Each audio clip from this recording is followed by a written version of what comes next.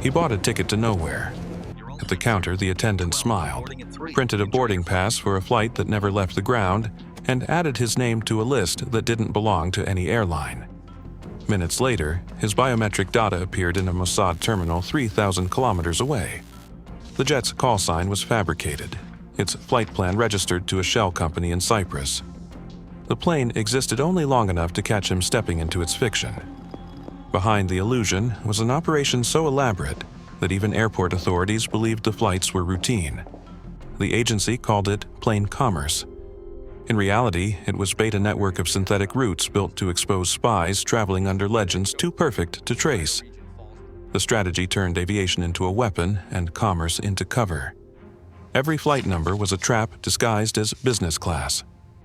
The story begins in Vienna, 1999.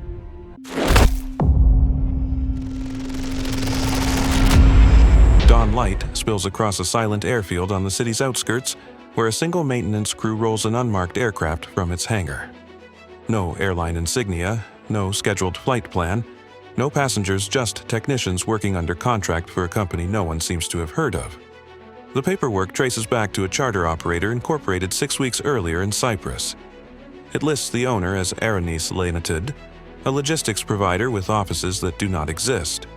For Mossad analysts watching from Tel Aviv, this was not an aircraft at all, but a prototype. The agency had spent months tracking an international broker operating between Vienna, Warsaw, and Istanbul, an intermediary selling forged passports, encrypted radios, and diplomatic credentials to any intelligence service that could pay. His name appeared in 4 databases but under 3 spellings. No existing legal framework allowed Israel to seize him in neutral territory. So they sought a different battlefield, the invisible infrastructure of commercial flight. Airports were the perfect disguise. Every day, thousands of agents, couriers, and businessmen crossed borders under genuine documents attached to false professions. The broker used that anonymity like air itself, moving information through customs halls instead of channels. Intelligence reports described him as a phantom who lived between terminals, a citizen of transit zones. He carried nothing incriminating, only a briefcase full of loyalty cards and e-tickets purchased through proxy accounts. Arresting him on the ground would expose operations across Europe. Capturing him in motion inside airspace required something radical. Within Mossad's Transportation Directorate, a proposal surfaced: build an airline. Not a real carrier, merely the appearance of one complete with registration, website, and staff. Every bureaucratic box would be ticked, every document authentic, yet the flights themselves would serve another purpose. Each booking would signal a movement inside the espionage ecosystem. The cover was ideal. No guns, no borders, only code. In-flight and code expunged on return. To push the plan forward, the unit began soliciting retired aviation consultants and shell company specialists who could create legal facades faster than governments could verify them. One former maintenance executive recalled later, they asked questions only people starting a real airline would ask: fuel contracts, catering, route certification, but they never said who they represented. 3 months later, the first company appeared in the European Business Register. The name meant nothing, yet it carried an air operator's certificate valid across the Schengen zone. Between March and May 2000, bank transfers moved through accounts in Monaco, Limassol, and Zurich. Each totaled less than $250,000, too small for serious oversight, but large enough to lease refurbished Fokker 50s. To outside regulators, everything looked legitimate. A modest startup hoping to capitalize on budget carrier fever. No one knew that every purchase order was routed through a Mossad front office disguised as a freight insurance agency. By early summer, the spy broker noticed the new airline the same way journalists notice gossip by accident. Its website promised routes between Vienna, Larnaca, and Belgrade, regions favored by couriers and shell operatives. Cheap, discreet, efficient, the slogan read. That combination was irresistible. He began booking seats, unaware that each ticket added his name to a test database overseen by an intelligence cell 2,000 kilometers away. The illusion was working. The empty company existed entirely inside legitimate paperwork. The airfield buzzed again, this time with rented ground staff pushing fake boarding stairs toward an aircraft no passengers would ever board.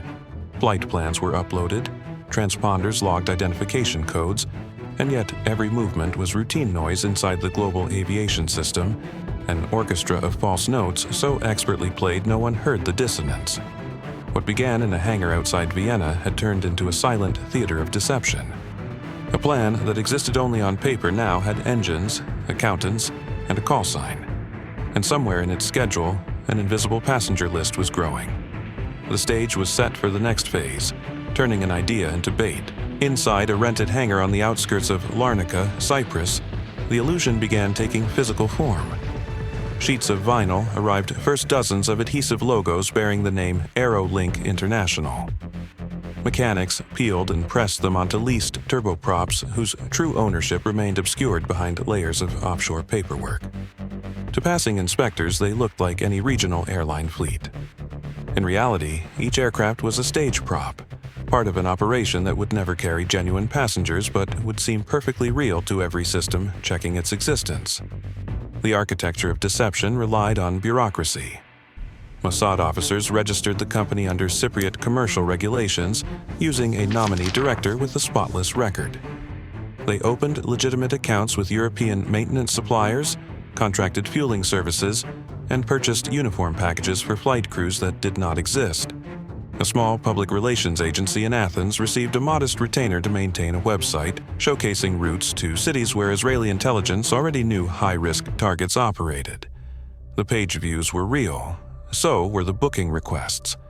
Corporations, journalists, and even embassy officials began inquiring about charters for diplomatic delegations. Every email, every click, and every payment attempt became another data point captured by the surveillance system running behind the facade. The brilliance lay in how ordinary it looked. Nothing about Airlink required secrecy. Its credibility depended on visibility. The more exposure, the safer the cover became. Recruitment was equally careful. Instead of spies posing as pilots, Mossad contracted retired aviators from dissolved Eastern European carriers, unaware of who truly signed their paychecks. Flight attendants were actors from television studios in Sofia and Bucharest, hired through casting agencies. Their job was simple: rehearse check-in protocols, smile for photographs, and populate social media profiles that gave the illusion of a functioning workforce. Training sessions were filmed to generate corporate material that could convince regulators the airline was alive. Aviation registries later confirmed the company held valid fleet numbers and reported normal maintenance schedules through 2001. But on paper, aircraft A5GDN completed routes it never flew. Each journey was entered digitally into Europe's central flight database to keep the identity alive. Analysts used these ghost flights not only to track intelligence figures booking them, but to cross-reference travel metadata, identifying overlapping aliases and duplicate passports circulating through hostile services. By February 2001, Airlink existed everywhere except in the skies. Its call signs transmitted automatically from relay servers whenever officials inquired about flight paths, and its planes landed hourly in airports across the Balkans without anyone ever seeing them taxi or unload passengers. Only a handful of Mossad's cyber operations officers knew that every virtual arrival triggered a sequence inside Israel's security network, a scan of global booking records for identity anomalies, location pings, and familiar credit card hashes belonging to known intermediaries. From the outside, this looked like economic ambition, a small carrier expanding rapidly and specializing in discrete routes to unprofitable destinations. From the inside, it resembled an intelligence magnet. Every person who interacted with Airlink left an electronic trace, and some of them were already on watch lists from previous counter-espionage cases. One of these was the broker they sought. Records show he visited the website multiple times from hotel Wi-Fi in Warsaw, checking baggage fees and in-flight communication policies. Weeks later, he booked a seat under an alias traced to an old passport series used by arms traffickers in the 1990s. It was a signal the agency had been waiting for, the first proof that the bait was being taken. The operation was now self-sustaining. Its authenticity grew with every forged boarding pass posted online by travel enthusiasts and plane spotter blogs recounting the new airline's odd routes. The entire ecosystem of appearance, the vinyl, the actors, the data worked together to make deception look like commerce. Somewhere in Tel Aviv, when the broker's name flashed again, an analyst marked the case read and underlined one phrase in the mission log: "The illusion is airborne." The numbers told a story before anyone else could. In 3 months, Aerolink processed over 17,000 queries through its online booking system, statistically insignificant to real airlines, but perfect for surveillance. Mossad analysts realized every user interface click, each seat request, and even abandoned carts could expose digital behavior consistent with covert travel routines. Businessmen rarely searched for 2 a.m. departures to unprofitable cities. Intelligence couriers did. Inside a nondescript building near Herzliya, a 6-person cell monitored the airline's phantom traffic. Their monitors glowed with waves of green alerts, flight reservations, filtering into a secure database that cross-referenced everything with existing suspect indices. Agents flagged addresses connected to diplomatic missions, travel agencies tied to foreign embassies, and clusters of bookings that fit the algorithmic pattern of controlled networks. Within days, Aerolink transformed from an administrative shell into an intelligence reactor. Facial recognition software, embedded quietly into the airline's customer verification process, became the true weapon. Every scanned photo produced an encoded template that matched against airport surveillance feeds across Europe. When similarities exceeded 75%, analysts received alerts labeled "possible duplicate identity." In half the cases, the individuals were contractors for hostile services or smugglers moving encrypted cash.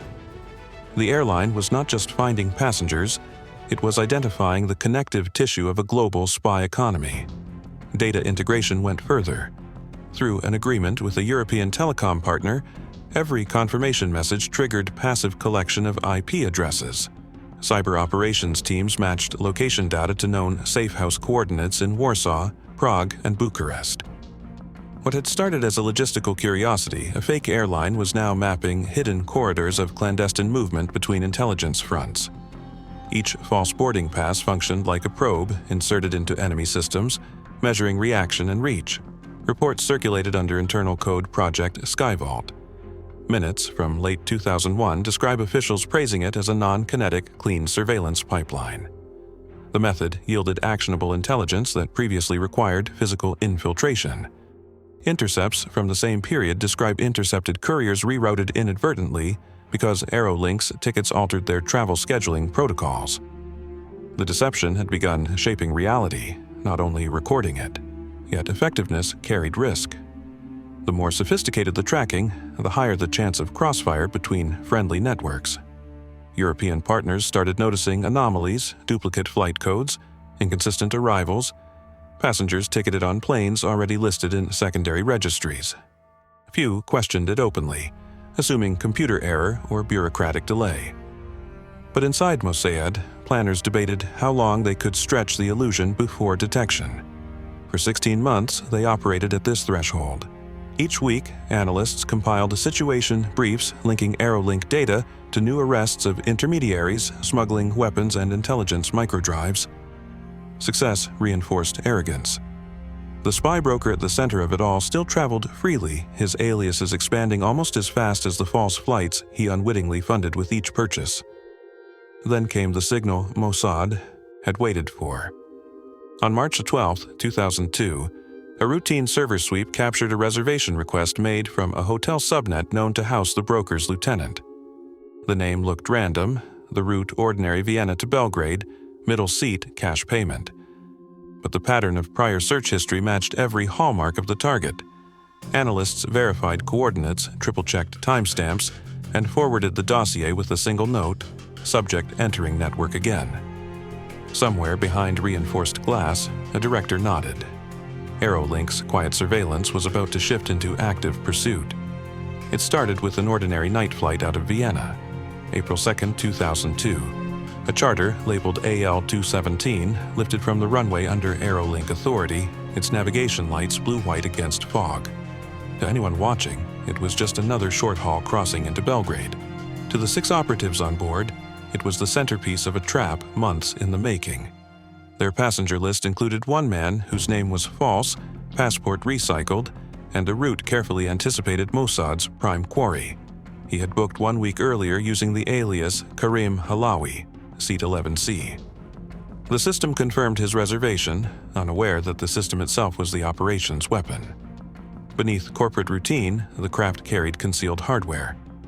Cameras inside air vents, a communications repeater tucked behind the galley, and a hidden transponder broadcasting to a control center in Ramat Hasharon. Mossad monitored every movement, live heartbeat readings from the seat sensors, cabin audio relayed in real time. The illusion of a functioning airline had reached its most sophisticated moment, a physical flight existing only so their target could step inside controlled airspace. The moment came 30 minutes after takeoff. Halawi pulled a satellite phone from his jacket, attempting to contact a partner in Bucharest. The device linked to a network already compromised by Israeli cyber teams. Within seconds, his encrypted call exposed metadata tracing back to 2 intelligence subcontractors under Iranian payroll. Confirmation was instantaneous and devastating. The man on board was not a courier. He was the broker himself, traveling under deep cover to negotiate a weapons transfer. The mission pivoted to containment. Orders streamed from Tel Aviv through the Covert uplink, divert the plane to a controlled landing site outside Sofia. The pilots, contractors oblivious to the deeper layers, received a communication from Aerolink dispatch instructing emergency maintenance due to engine vibration. They obeyed order, descending through clouds toward a decommissioned Bulgarian airfield. Surveillance teams disguised as ground crew waited on the tarmac. When the aircraft touched down, protocol shifted from deception to extraction. Passengers were escorted off for security inspection. Within 20 minutes, Halawi was isolated in a hangar, painted with Aerolink insignia and questioned by officers posing as airline auditors investigating ticket fraud. He presented forged documents so precise they impressed the interrogators. But he made one misstep, citing a non-existent IATA registration number for his ticket. The contradiction broke the illusion he thought he had mastered. That night, internal memoranda recorded the operation as a clean confiscation, no fatalities, minimal foreign awareness. Yet it became the most critical validation of Mossad's conceptual gamble. A fake airline had captured a real spy network. Analysts would later call it one of the most elegant, non-violent counterintelligence maneuvers in decades. Still, questions lingered. Why had he boarded so easily? Why had none of his security teams verified the airline's background? Theorists suggested that the facade's perfection made skepticism impossible. Aerolink's branding appeared in official flight databases and ticket aggregators, giving it authority only reality could challenge. And reality never did. When Halawi disappeared from records, European agencies filed brief notices of concern, but accepted summaries citing visa irregularities. The world moved on. Only a small group inside Israeli intelligence understood what had actually landed in that Bulgarian hangar. The culmination of years of phantom labor and bureaucratic theater, a trap executed within the framework of global commerce. By morning, Aerolink's schedule resumed its normal rhythm. Flight numbers blinked across systems, destinations updated automatically, screens filled with digital ghosts of planes that no one would ever board. The mission file closed under the simple label, "Completed asset retrieved." The airline lived on to hunt again. It wasn't a headline that exposed the secret, it was a routine database audit. In June 2002, an analyst at the European Union Aviation Safety Agency flagged an anomaly in the registry. Flight routes listed under Aerolink appeared twice in the same hour, one over the Aegean, another above Hungary. 2 crews, 1 flight number. The discovery triggered an internal query labeled Suspected Duplication. It reached a small desk in Brussels where a junior inspector ran cross-checks, then froze at what he found aircraft codes belonging to tail numbers that didn't physically exist. The inconsistency might have been dismissed if not for an unrelated journalist investigating budget airline safety practices. She stumbled on Aerolink while compiling data for a Sunday feature. The airline claimed to operate 17 planes, but photos existed for only 8. When she called the listed maintenance office in Athens, the line redirected to a freight forwarding company that no longer traded in aviation. 2 days later, her emails bounced. The server hosting the airline's PR domain had quietly gone offline. Rumors began to circulate across aviation forums. Accounts from supposed former employees contradicted each other. Some swore flights had occurred. Others described simulators used only for training photographs.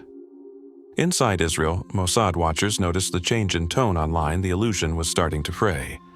The agency convened an emergency internal review. Deleting the company overnight risked suspicion.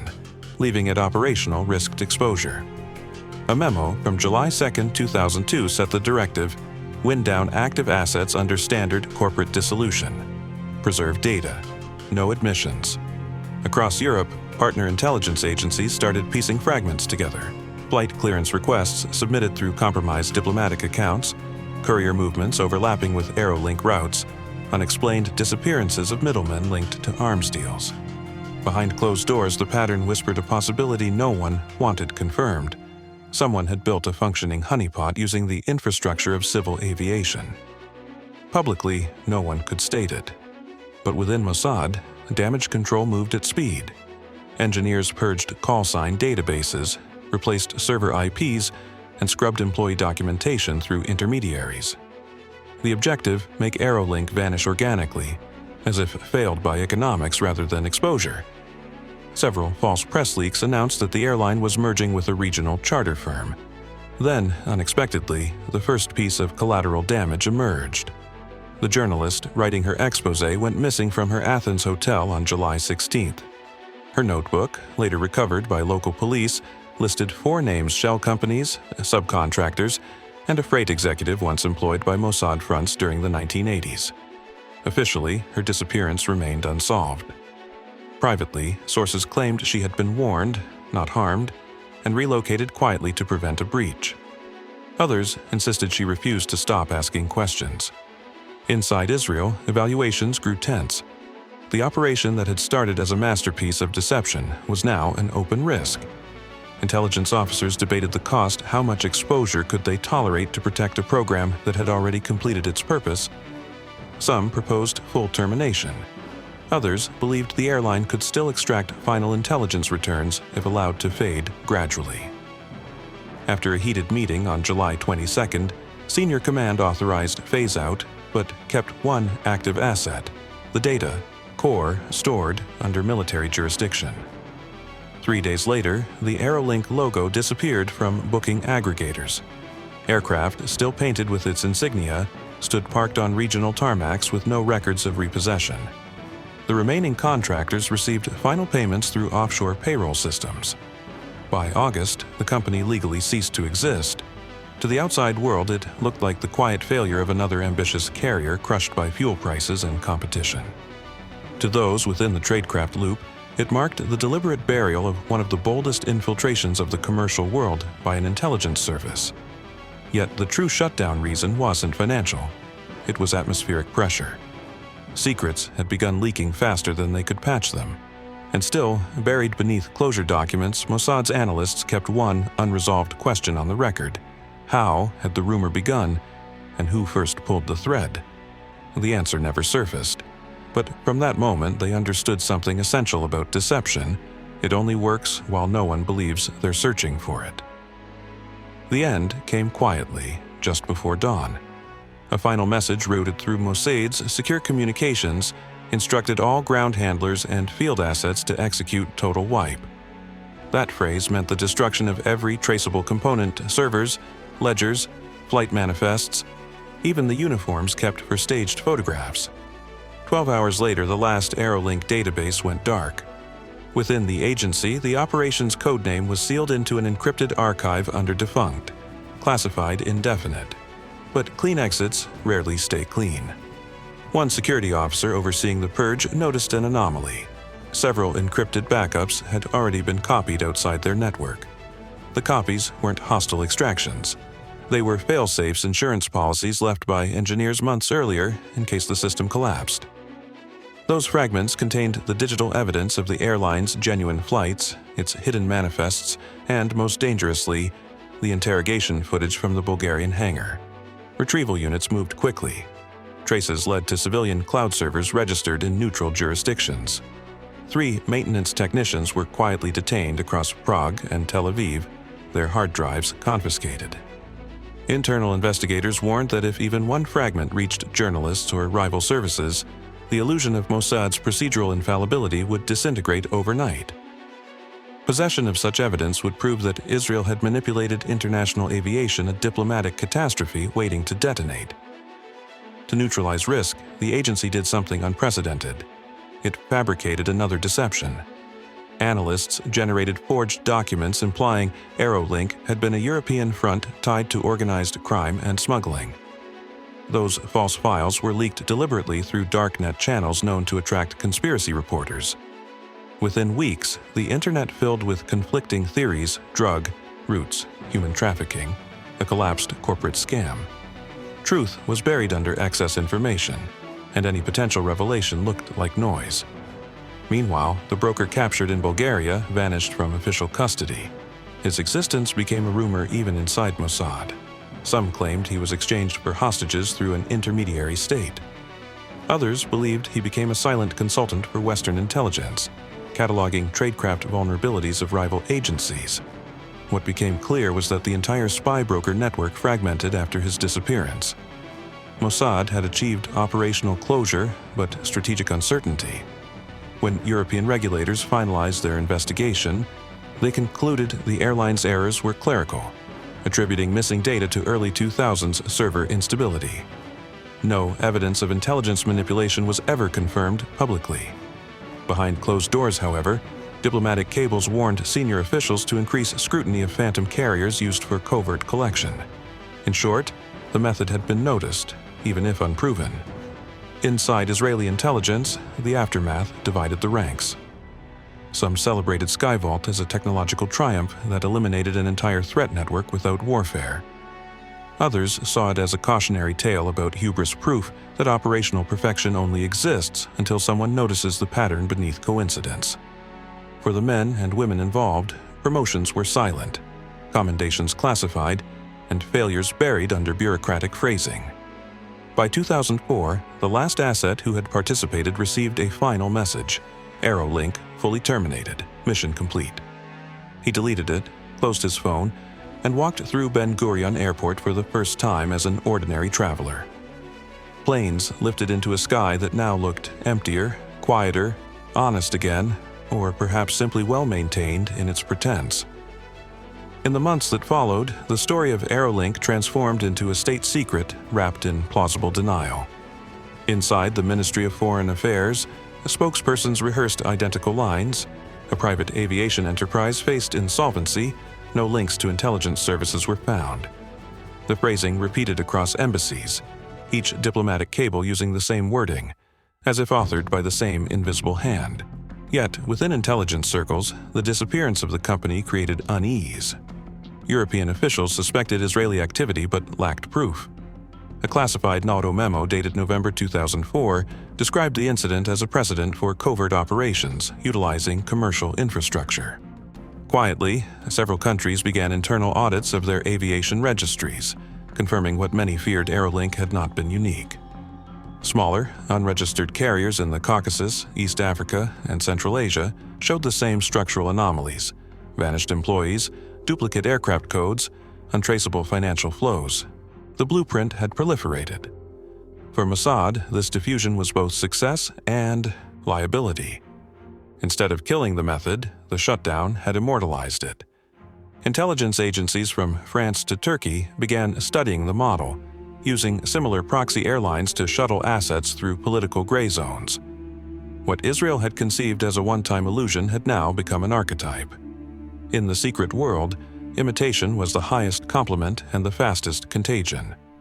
Internally, briefings praised the operation but raised ethical alarms. Senior officers questioned whether manipulating real aviation channels endangered civilians. Risk assessments calculated scenarios in which a genuine flight might be mistaken for a ghost plane, leading to fatal interception. Files from 2006 show committees debating whether such tools blurred into terrorism itself. The language was clinical, but anxious operational replication without control presents systemic exposure. Translation: they had opened Pandora's hangar. The broader strategic impact was harder to quantify. Airline's intelligence brought temporary advantage, networks dismantled, funding choked, agents exposed. But it destabilized global oversight. Nations realized airspace could be weaponized through paperwork alone. Every airline registry became suspect, every carrier a potential disguise. From Moscow to Riyadh, counterintelligence units rewrote protocols, scrutinizing flight data as if it carried invisible explosives. Outside government corridors, fragments of the truth began to surface through leaks and anonymous testimonies. A retired European technician described repainting planes that never took off, claiming the contract's invoices were signed by an energy investment firm later linked to Israeli fronts. Journalistic investigations quoted unnamed aviation officials who admitted entire aircraft histories had vanished. The pattern was undeniable. Someone had manipulated trust at the level of global logistics. Diplomatically, Israel endured a mixture of grudging respect and open irritation. Allies called it reckless brilliance. Adversaries called it state piracy. The operation's psychological impact outlasted its tactical purpose. It proved that reality could be engineered through databases and branding, not bombs. To an intelligence historian reviewing declassified summaries in 2010, the operation symbolized the birth of digital tradecraft, where software and commerce merged into espionage's new frontier. In retrospect, the true triumph of Aerolink wasn't capturing spies. It was changing how governments understood existence itself. If something could live only in paperwork and still function perfectly, what else could be manufactured out of metadata? Nations had always concealed truths. Mossad had learned to construct them. By the time analysts wrote their final internal review, even they struggled to distinguish documentation from invention. The operation had ended, but its philosophy had just taken off. Years later, when declassified fragments finally surfaced, the operation appeared almost ordinary on paper flight codes, transaction ledgers, maintenance records stamped, archived. The material evidence told nothing of intent. What the documents couldn't show was scale. For every fake plane Mossad had created, there were real lives orbiting that illusion. Pilots unaware they'd been hired by an intelligence front, clerks uploading fake manifests, contractors building offices for an airline that never existed. Reality had been rented and returned. Former operatives who spoke anonymously described the moment the deception ended as a kind of grief. One called it controlled amnesia, the deliberate forgetting required to keep future missions credible. To them, Aerolink represented both pride and unease, proof of mastery and reminder of moral erosion. A tool that elegant rarely felt clean. They had built an empire of timetables and lies, and then watched it dissolve without ceremony.